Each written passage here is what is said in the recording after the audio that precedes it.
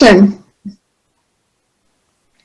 none, I will call for the vote. All those in favor of approving the committee meeting minutes of April 27th, please signify by saying aye. Aye. Okay. Motion carries unanimously. All right, so now we are on to the work of today's meeting. Administrative Regulation SSR3, Assignment of Students to Schools. Dr. Stratos, do you want to get your team to pick it up? Yes, if I could take a moment just to introduce a few of the members from our team here who've worked diligently actually at refining the administrative reg for student services, SS3. I'd like to introduce Dr. Campbell. We have Mrs. Swinton, Carol Crutchfield from Facilities and Operations under Robert Otting shop. We have Brett Fritz at our Data Specialist shop. And we have Janina, who actually works in tangent with our choice program and letters for approval or appeals. So at this point, I will turn the presentation work over to Dr. Nakia Campbell. Thank you. Thank you. All right. Good afternoon, everyone. We're here today to present to you SS3, Administrative Regulation SS3, Assignments of Students to Schools. And in this presentation, I want to start by saying that it wasn't a one-man show, that it was a team effort, which we're represented today. And I am going to start our presentation with Brett Fritz, and then we'll move into our updates and edits. Good afternoon and happy Wednesday. We felt it was important to start with a little history behind, I'll say, the progression of Student Services 3, that assignment of students to schools. Back at the completion of the 2017-18 school year, when the actual Student Services Department was kind of redirected and kind of the work was reallocated amongst other departments.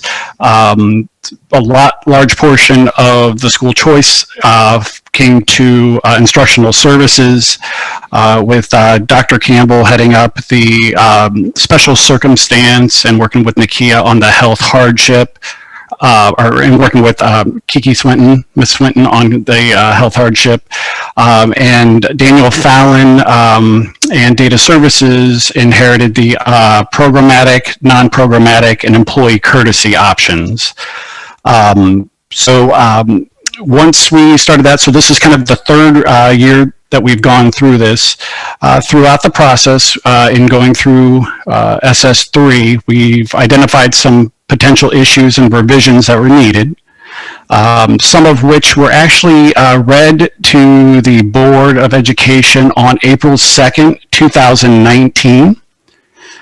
Some of these revisions made it into the administrative regulations that were captured online, and somehow some of them were not. So some of the changes we're discussing here really aren't changes. They've already been read to the board before.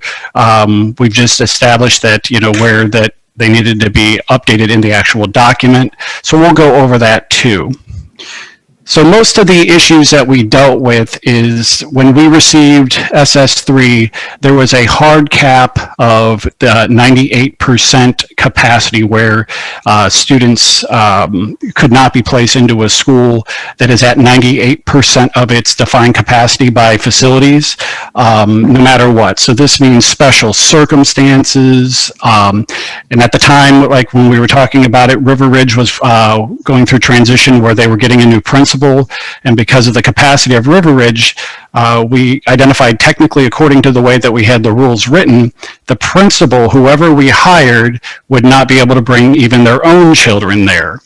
We also, where kids have been approved, but then their siblings couldn't come. So that's where we went through, identified some of the changes, and those were the ones that were read on April 2nd, 2019. So what we'll do is we're going to kind of go through and discuss some of the changes, kind of highlighting them, because when you try to read the document, it's a rather lengthy document, and we wanted to highlight and kind of point out where we made the changes and why we made the changes and how they better support the schools as well as the families. So the purpose, again, for this administrative regulation is to establish the basic structure for assignment for students in Beaufort County School District. And I want to continue by saying that the spirit of the edits and updates was really to keep in mind the best interests of our students. No matter what school they attend, we want to think about the whole child when making decisions, either to remain at a school or to go back to the home school. We also, in that same vein, we wanted to have more of a collective decision making rather than one person making a decision about students. So you'll see some of the edits or updates that we made to the AR will involve having a committee or making a recommendation up to our senior staff. And so we will talk a little bit more about that. So the process started with a district team discussing the possible changes. Many of those team members are on our Zoom call today with additional people that actually serve. We met several times. We felt like we were a family. We reviewed the administrative regulation SS3, and with that we made our adjustments and changes and then submitted that to legal for additional review. And then legal then gave us the edits, and then we submitted that to the academic committee. So I wanted to really emphasize that this was a collaborative effort on from instructional services to HR, legal. We all participated and provided our feedback to this administrative reg. So what we're going to talk about today are the bolts of the edits, not the grammatical pieces, but just make the major changes to what we're presenting today. So if you look at the document, so there's the markup document that you have, and then there's the final document. And so I just want to make sure that everyone has those documents as we go through. So the first one talks about the guidelines, which is in section 4, and it says guidelines. And the change there is that we wanted to build in the multi-tiered system of support. So when we're making decisions about students being removed from a school to their home school, we want to ensure that that process was taken into effect before we move children. And so the old language in this administrative regulation mentioned that there are 3 indicators that we look at for removal of a student for school choice or a special circumstance. And those indicators are attendance, discipline, and grades. So we didn't want to set a student up, you get a failing grade or you have a discipline issue and then you go back to your home school. But what is that receiving school doing to ensure that we have the proper interventions in place for students prior to them going to their home school? So it's our responsibility, no matter where our students are, to ensure that all students are given the same access to interventions if they were a school choice, special circumstance, or if they're zoned. So we wanted to ensure that. So it's in the language of the administrative reg. The next portion is the expectation, or expectations. This is in section 14, expectations. What we are suggesting or an update is that we have a school choice committee. At one point, there was the superintendent's designee made that decision. We wanted a more collective decision, so we have a team of people that will sit around and make a recommendation to the superintendent's designee. And so that part was also added in the language of the administrative reg. You can continue, Robin. So the next is is section 8, which is health hardship.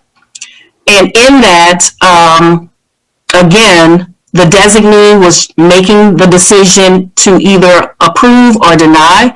So we wanted to have a committee of experts that could look at the health hardship to determine if we will accept the recommendation or from the parents. So basically, the language here says that the Beaufort County Director of Student Services, lead psychologist, lead counselor, lead nurse, social worker,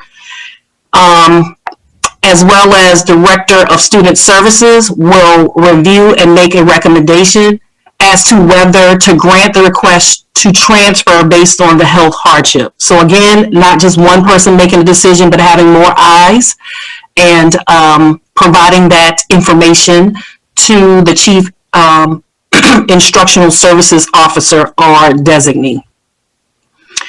The other section of that is that we do receive health hardships, and a lot of times accompanied with that request is medical documents. So we wanted to protect the district in that we will reserve the rights to solicit or gain a second opinion regarding the student's medical, physical, psychological health, regarding the reasons why they are applying for the health hardship. At this point, I'll go over some of the employee preference or employee courtesy language that was kind of edited. So in this case, you see we've highlighted a couple things. This is the prior contents of what was out in SS3. This is an example where a portion of the edits made from April 2nd, 2019 made it in, but not all. So as you can see in number 9, employee preference, it discusses, and I'll kind of highlight the big part, is it says that the employee must pass en route on their way to work the school that they would like their student to attend. And you can see down below when it's talking about school capacity guidelines, we look at how you can go above and beyond that. So it kind of conflicted there. But the reason that was changed was it was identified that we were actually making it more difficult for our employees to choice their students into a school that we don't do for the general public. So we started seeing some employees, instead of using employee courtesy or employee preference, they would actually go through and use the general school choice, kind of getting rid of the ability for them to kind of be able to select which schools. So we remove the fact that they don't have to pass on the way there, because sometimes, if they have a high school student, they may drive themselves, or their spouse it may be right by where they work. So that was just to improve for our employees, to be able to give them the same options that we were giving the general public. All right, the updated documents, this is kind of what was updated with in the current. So you're still working with the same 9 and 11. If you'll notice in number 9, we've removed the kind of guidelines for where you must go, but we did make sure that we kept in the school capacity guidelines. If a school hits that 98% threshold, there is what we kind of refer to as a limited employee preference that's there. So in that case, it's still there that if that school's over 98%, the parent must either work at that school, they must have a student that was already approved at that school and they're trying to keep their sibling with them, or it's the closest school that offers that grade configuration to where they work. A good example of that is both Hilton Head Middle and Hilton Head High are both over capacity. So this would allow a teacher at Hilton Head ECC, Hilton Head Elementary, or Hilton Head School for Creative Arts, they would be able to keep their kids at Hilton Head and be able to go to Hilton Head Middle, Hilton Head High. So that's where that comes into play. The next, this is just kind of bullet points of what it addressed. So again, it updates the the partial inclusion from April 2nd, 2019, got rid of the limitations for our employees, and then got rid of the confusing where one part said that you had to pass it, the other didn't. So the next one is the revised post-deadline application. So in the current form, how it was stated was if a parent moved into the district or within the district, so this is any general public residents of Beaufort County that missed that open deadline of, in this case, it was March 31st, they could apply up until July 31st. If they moved, let's say they moved to another neighborhood across the street, but it's a different school zone, they could apply to try to stay at their current school. So this has always been the case, but what we quickly learned was that July 31st cutoff a lot of times caught a lot of individuals, especially military parents, where they might be moving in somewhere just at the first part of August.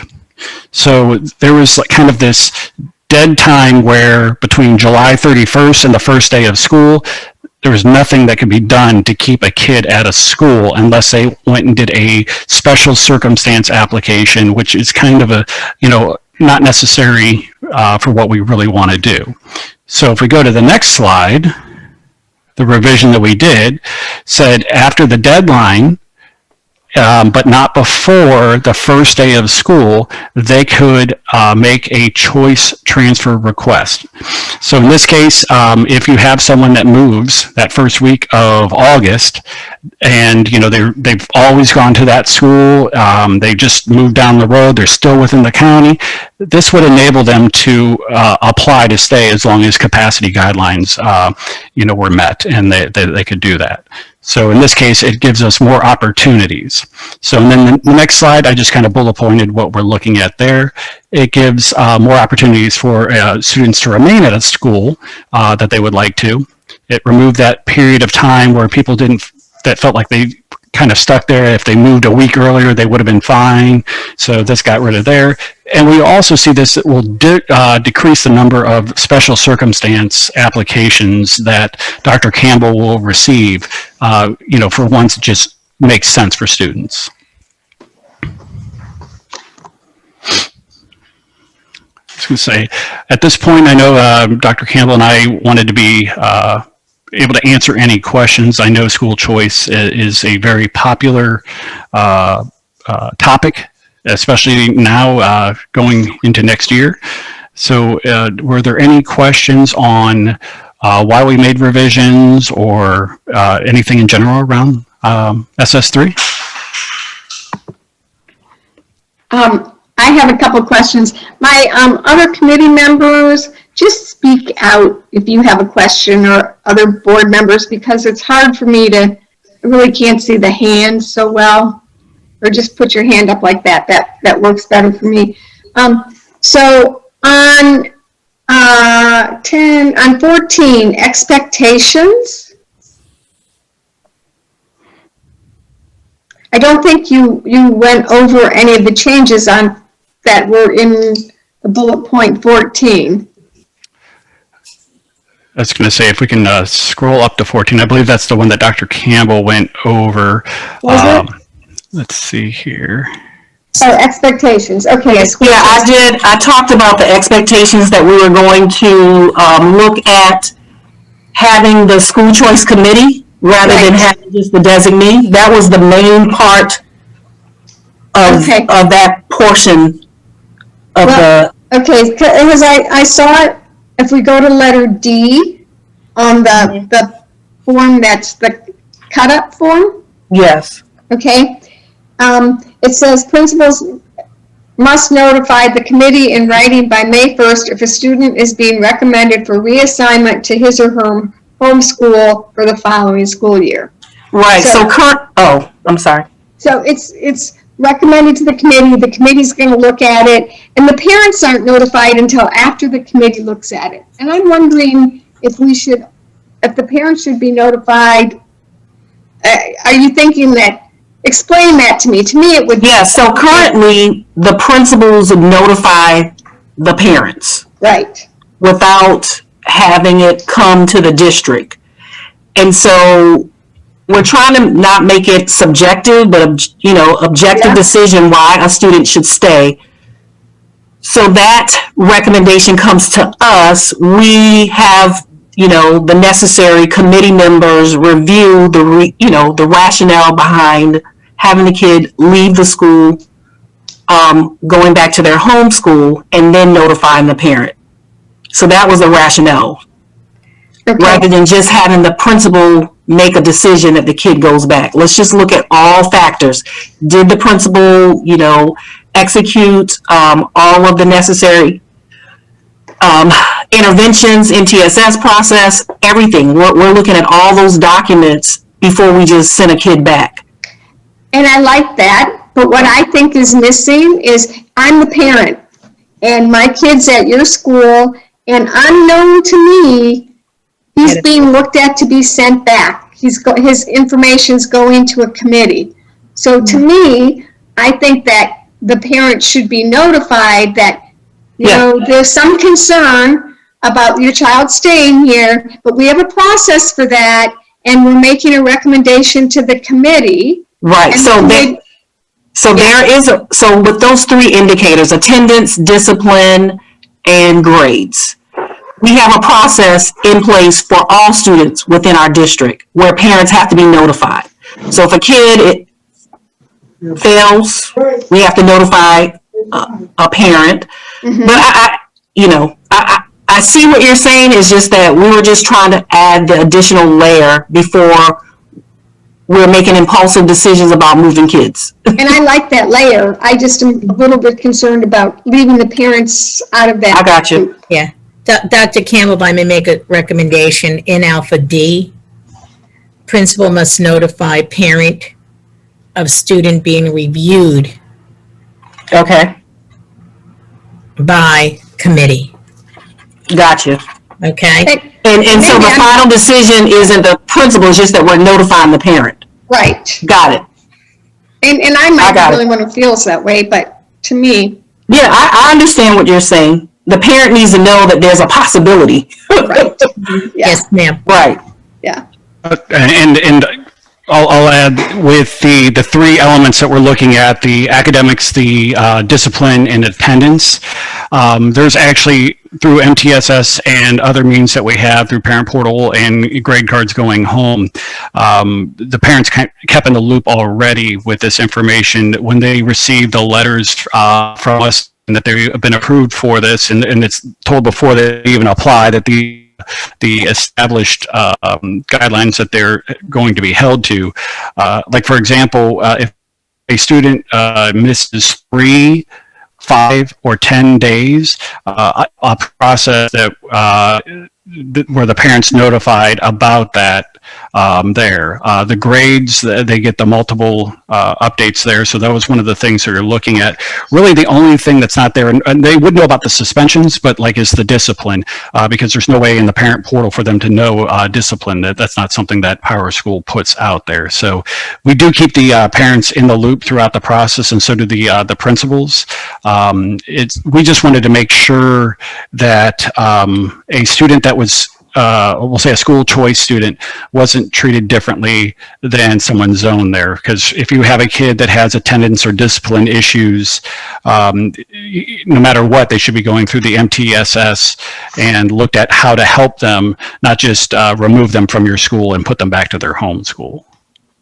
Angela's hands up, Kathy. Hey, Angela? Yep. Yes, I have a question about the committee members. Who is going to be members of this committee? Because I know that'll be one question, well, my child is being recommended to this committee. Who's on this committee? So the committee involves myself, Brett Fritz, Janina, Ms. Swinton, Dr. Bradley, May Chalk. Am I missing someone? No, representative from Student with Disabilities. Oh, yes. And yes, representative, yes. Students with disabilities. Thank you. Mel, did you have anything? No, that discussion about the principal going to the committee, I don't see why that could go either way until the decision is made. Parent don't have to be kept in the loop. In my mind, I mean, we're gonna make that decision, and then we're gonna let the parent know. They're already, like Mr. Fritz said, they already have indicators to let them know that that child should be in the discussion of being returned. But you know, the principal now, from my mindset, what you're saying, the principal now is not making the decision alone. Decision is made by a committee, and that's the important part of this reg that we need to agree to or disagree with or make some suggestions of improvement. But yeah, the fact that you have a committee makes it a fairer deal for all involved. Yeah. I guess I was just trying to make sure that the dots have been connected for parents. I've had many, I just know that things happen and you tell the parents, well, all this was there, and they're like, but you never told me. So that's just all I was thinking. Yeah, but I mean, you don't want to get them along too for no unnecessary reason. The other angle of that, a principal says, hey, we're reviewing your child, but it's going to a committee. Now the parent wants to know same thing you want to know. Who's on the committee? What kind of chance does my child have? When the committee is a process that's going to be there, regardless of what the principal says it or not. The committee is a process that's got to be vetted before the child is, impacted. So, that's 6 1/2 dozen. There it is. Okay. May I make Go ahead. just 2 recommendations? I think we need to, as Mrs. Middleton put forward, maybe define the makeup of the committee, because that question will come up. Yeah, and we did it in another part of that AR. Okay. Already?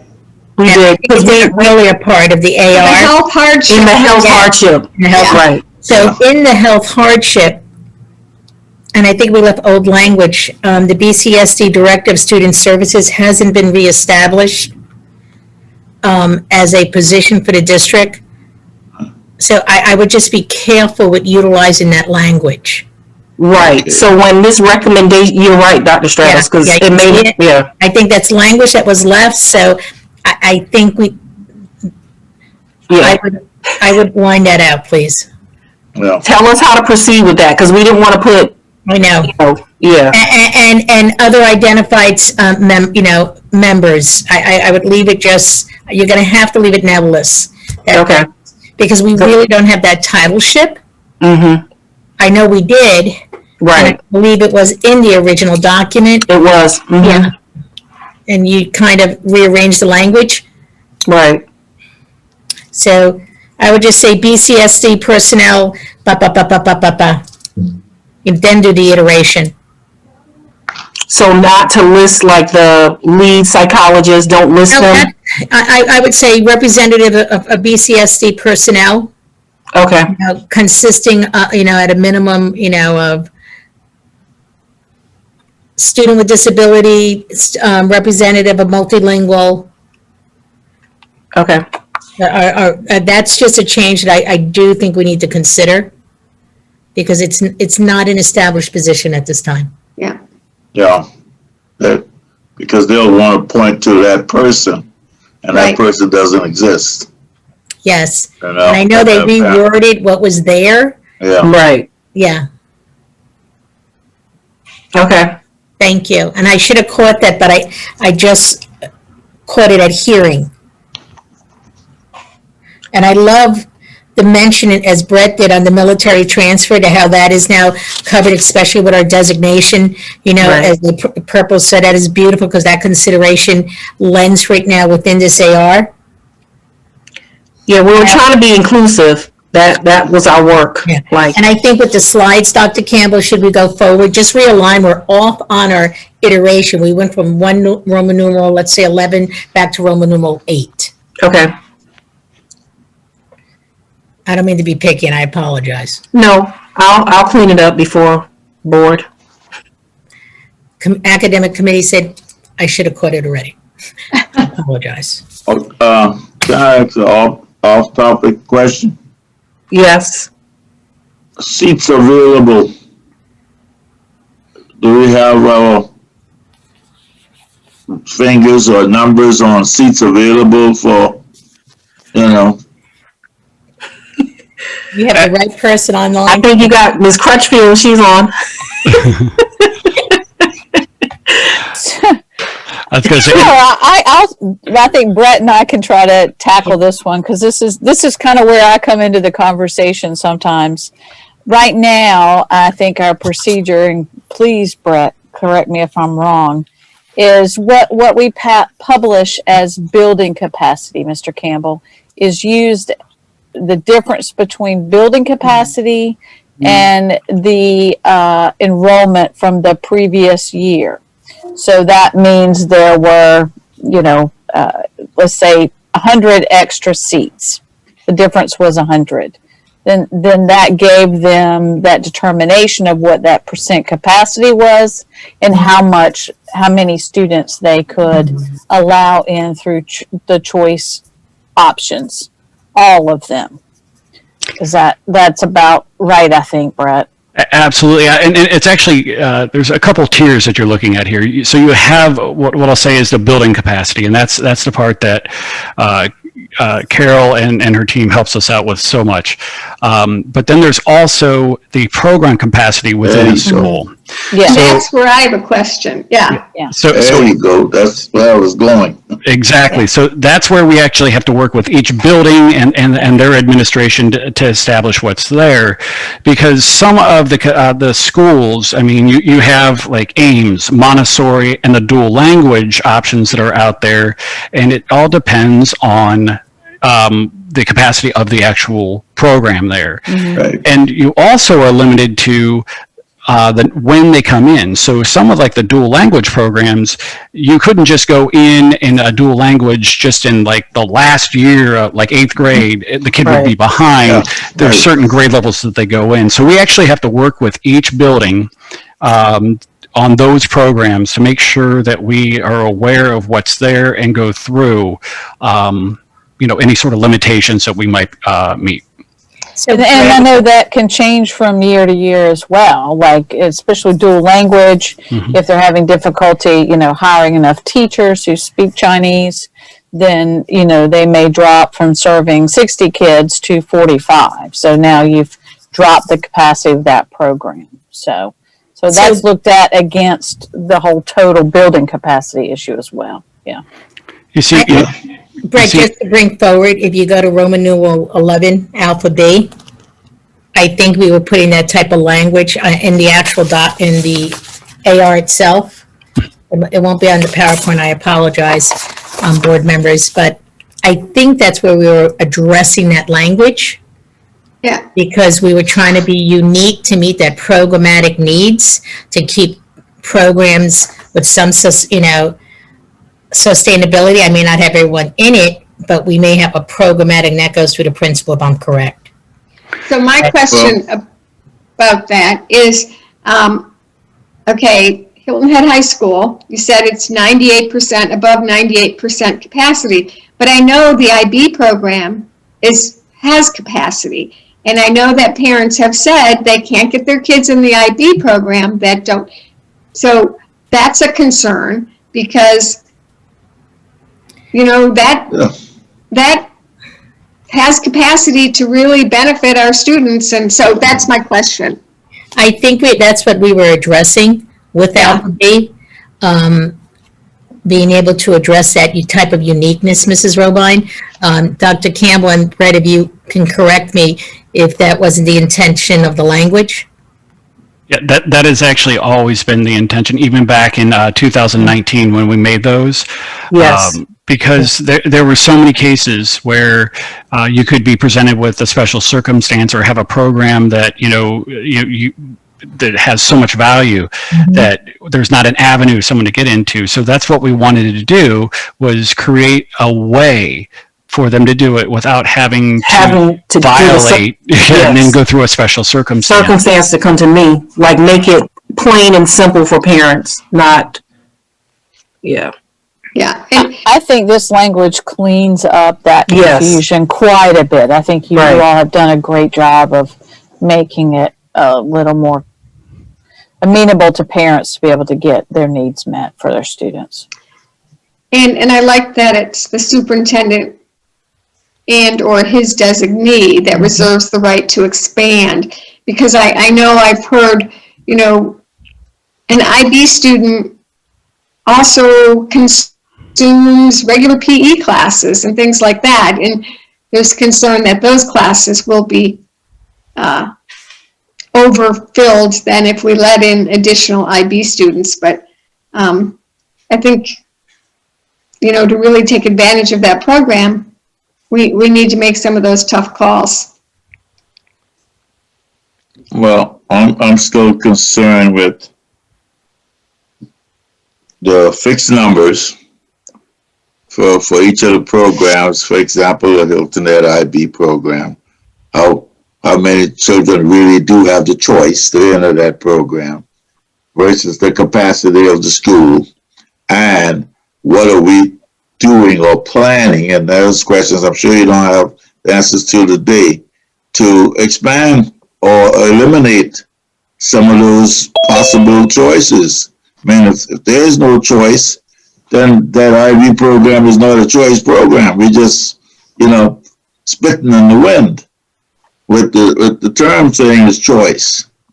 And if it is choice, then we ought to make it accessible to the individuals who want to come. And that's just one example of it. I'm saying, in my mind, our program should drive that capacity, more so than the capacity driving the program. We just got to fix the program where enough students are engaging. I mean, IB is ideal. We got a lot of students from Hilton Head involved with it. So obviously the capacity for that program is not big enough.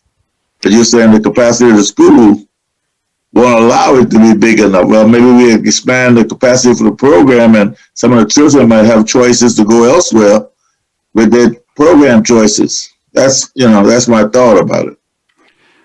Another layer that we added to this to kind of help make sure that we, are addressing those students that really want a choice, like IB at the high school level, is we also have begun monitoring to make sure that they are actually part of that program, that they're not just using the school choice application to get to a school for another reason, that, and not actually take advantage of IB. So if they're in IB, we make sure that they're still in IB. And we notify the school, hey, your counselors need to take a look at this kid. Is this an insight, a mistake, oversight, whatever you want.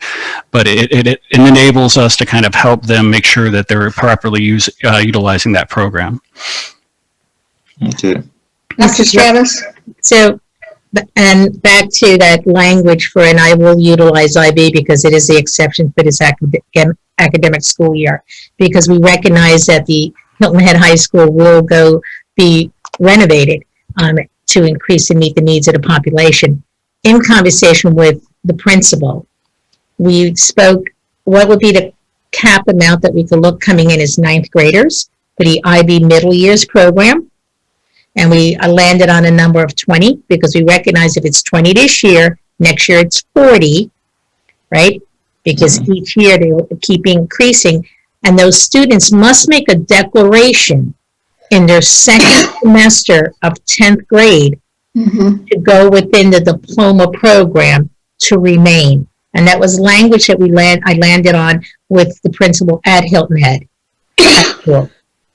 So that is a concession that has been put in place that is allowed with the language here that's in Roman numeral 11 alpha B, because we also have to kind of regulate how many kids you are letting in, since we do have a capacity issue as well.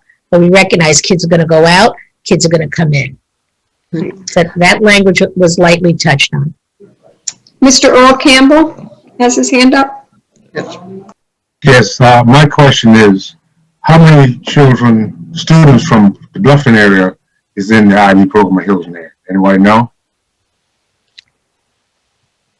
Mr. Fritz is generally pretty good on those declarations. I can tell you up until this year, in the last 2 years, there wasn't a single one from outside Hilton Head that was admitted for that. Yeah, well, I agree with Melvin. We shouldn't be calling it a choice because when it was at Battery Creek, you had students from Beaufort High and Battery Creek and other schools attended that program. So, Are they not attending? Are there students from other schools not attending because they've been denied? Or are they not attending because they have offerings at their high schools that they are happy to take? Mr. Fritz. As far as that goes, the entire time that I've been involved with the school choice, Hilton Head was over the 98%. So the ability for the data services department to admit additional students was not there. The only way that it would have been able to go is with the superintendent or their designee lifting the ability, and this is the year that that's been addressed. So in the 2 previous years when we ran through this, there wasn't anything past that point. Okay. So Transportation.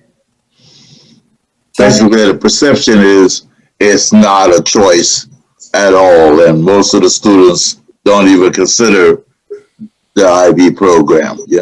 So that's the other elephant that we have to handle. That if it is a choice, and we do want to round out our district's choices, that has to be made legitimately a choice somehow. I don't know how. Is it possible to have a program north of the Broad and south of the Broad for IB? This Middleton, I've been in the district, We had that. 23 years, and at one point we did have IB at Battery Creek High School. Right. And it was That's where it started. Yeah, that's actually where it started. Can we do it again? I know it's expensive to train IB teachers. I know the cost. But why can't we do it again? Well, someone has to drive the bus. Well, if I may, I can't speak as to why it was shifted out. Mm-hmm. I cannot speak to that. I do not have that institutional history. What I can share that at Battery. Numbers. It was numbers of graduates. That was numbers. I remember that plain like it was yesterday. Yes, exactly. It was about the numbers. It was about the numbers and the cost. Yeah, and the costs. Yeah. And they divided the cost with the number of graduates. Okay, so there were not enough students graduating out of the program to justify the cost is what. Correct. Right. Do you think, okay, and how long ago was that? I would say at least 10, longer than that. Longer than 10 years. 15 years? Yes. 15 years. Well, times have changed. Maybe we It was need back to under consider doing it again. back under Truesdale. So. Well, Yeah. times have changed. Maybe we should think about doing it again. I think it was about the time Whale Branch opened because we were going to offer the early college program Right, there. yeah. And I think they just sort of let the IB disappear, and students had the option of doing the early college classes. So And they also needed the continuum as well, because we were trying to investigate the PYP, MYP, and then the diploma track on this side. Right. Yes. Because that's another question. Students are prepared to take that choice if they haven't done the prerequisite for IB. So 10th grader can't make the choice that he wants to go to Hilton Head if he doesn't have that NYP program intact throughout the district. So that's the other thing. Go ahead, Mary. Dr. So Stratus. what we have done to address accelerated model with a feeder pattern north of the Broad. We have brought in Cambridge and ACE. Robert Small's International Academy will be conducting pre-ACE courses. They just received their approval. Battery Creek has picked up Cambridge ACE. We just received confirmation that the English course we were utilizing, which is ACE General Paper, has been accepted from the state of South Carolina to meet high school graduation requirements as one of the English credits. So we have put in another program in place, and I've been able to get a feeder pattern in there without going through the course of doing the middle years and then the diploma model, because I didn't get that feedback when I reached out regarding to restart IB North of the Broad. But there was quite an interest when I brought forward Cambridge and the ACE model, and we just now have a grade 6 through 12, basically grades, a direct feeder pattern north of the Broad. Dr. Stratos, when you said that there would be 20, like 20 slots in the IB, is that 20 transfer slots available? 20 additional? So those would actually be students that Mr. Sidrich has said he would say yes from outside of his attendance zone, subject to his capacity. So I can't speak to how many. I do know that a few letters have gone back and forth for consideration to be entered. I only know of a few. I can't say how many out of zone this year, but it is our first year this year. Right.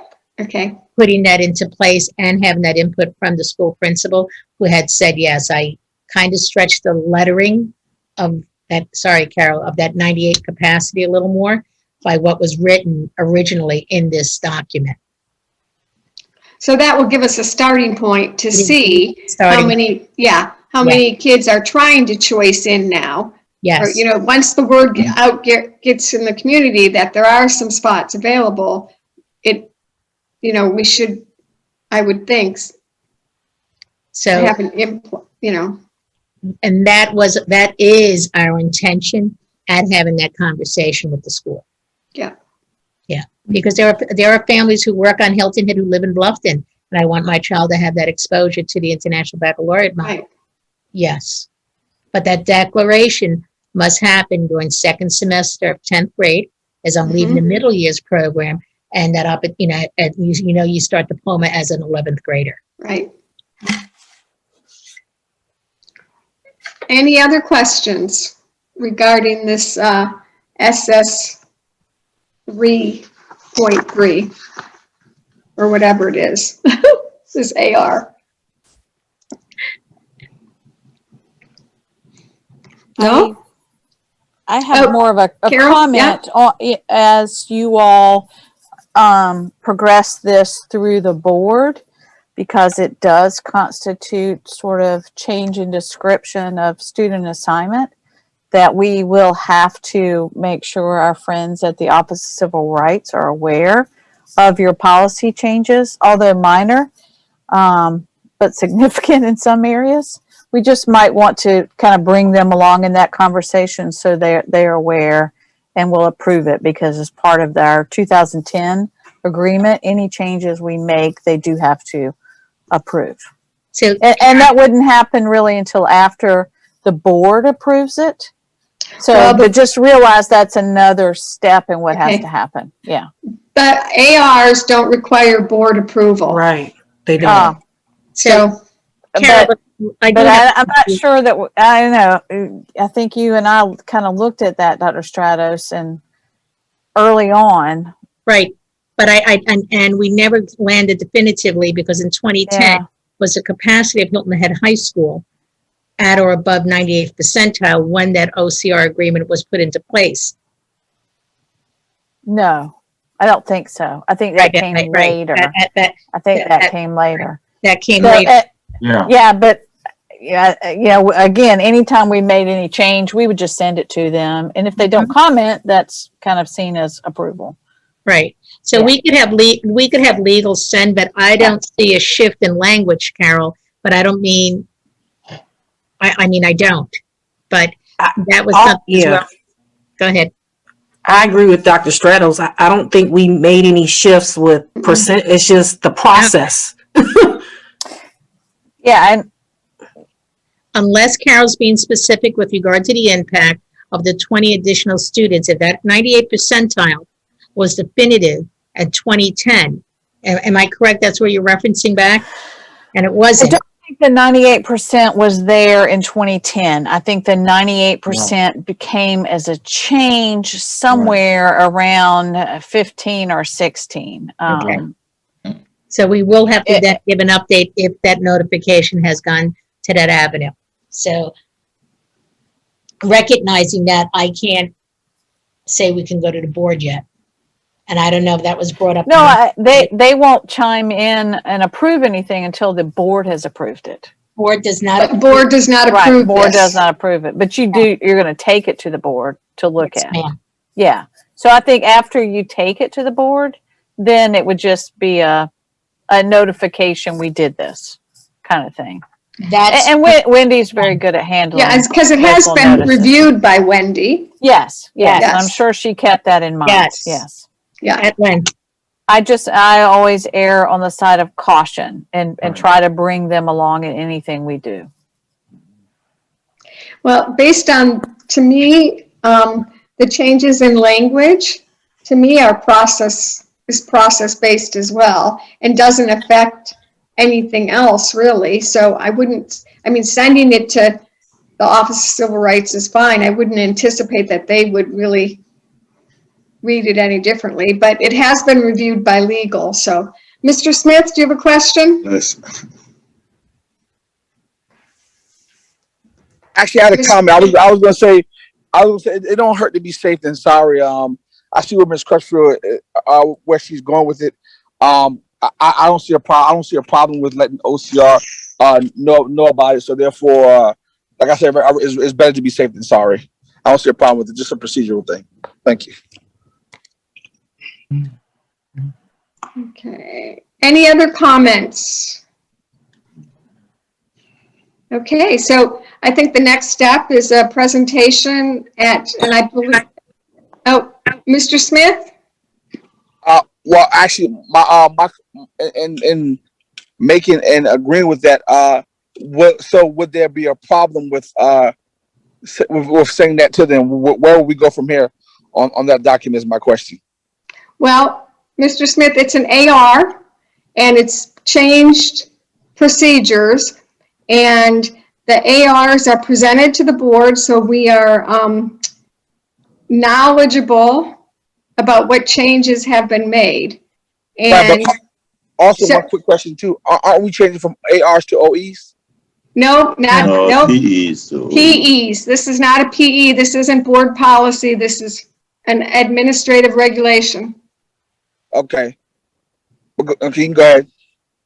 What So- else were you saying about it? Go ahead. So the board presents, I mean, the staff presents it to the board, so we know the changes in language and the changes in procedure. And then they take it from there and get Wendy Cartilage she's already reviewed it once, and then she can send it to the OCR. Great, great. Thank you. That's a better understanding. Thank you.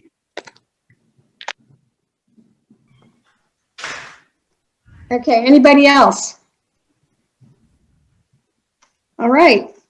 So moving on in our agenda. So Dr. Stratos, Yes, you'll ma'am. present this at Tuesday's meeting? Yes, I'll come forward with our membership team who were part. Great. We'll succinct the slides to stay in order. And I'd like the board to recognize that it was a committee who worked with regard to the ARSS3. That's excellent. And I think the other thing that's like important to point out, just as a committee worked on this, it's moving to committee-based decisions when it comes to students and changes in programs, which Yes, ma'am. Yes, which ma'am. I think is, you know, really broadening the way of thinking, and to me, that's a positive step. That was the intent of the team, to be very direct with each board member. Yes, ma'am. Okay. So the next item on the agenda is discussion of future topics. And when we concluded our last meeting, the conclusion was that future topics come from the instructional services department, not from the board, that we don't dictate for future topics, and that, topics revolve around the OEs or ARs. So I don't know, Dr. Stratos, if you have anything on the tip of your head right now, what would come next at our June meeting? So I had a conversation with Dr. Rodriguez earlier regarding bringing forward the academic recovery plan that we had all our principals work on April 28th. It was formalized to the state on Sunday. So I would like to be able to bring some of that information forward to the committee. That sounds great. Okay. So then our next meeting, we've been meeting the fourth Wednesday of the month. And I think that brings us to June 23rd. June 23rd. June 23rd. Yeah. Is that an emergency rain day for graduation? I think it Yes, is. it is. It is. Okay. We're not having any rain. It appears that way. So that It still wouldn't affect the rent. it wouldn't affect because that would be at 7. Afterwards. Mhm. Yeah, 7:00. Okay. Either early that morning or late that afternoon. Okay. Well, yeah, can I suggest that we schedule the meeting for the 23rd? And where is the rain date? For what school that day? It would be for any school that was not able to make up their rain date. So it's Okay. just a day on the calendar held for any school that wasn't able to do their rain date. Got it. I thought that, Robin, Yes, sir. I thought they had specific days. I'm sorry. I thought each school had a specific rain day.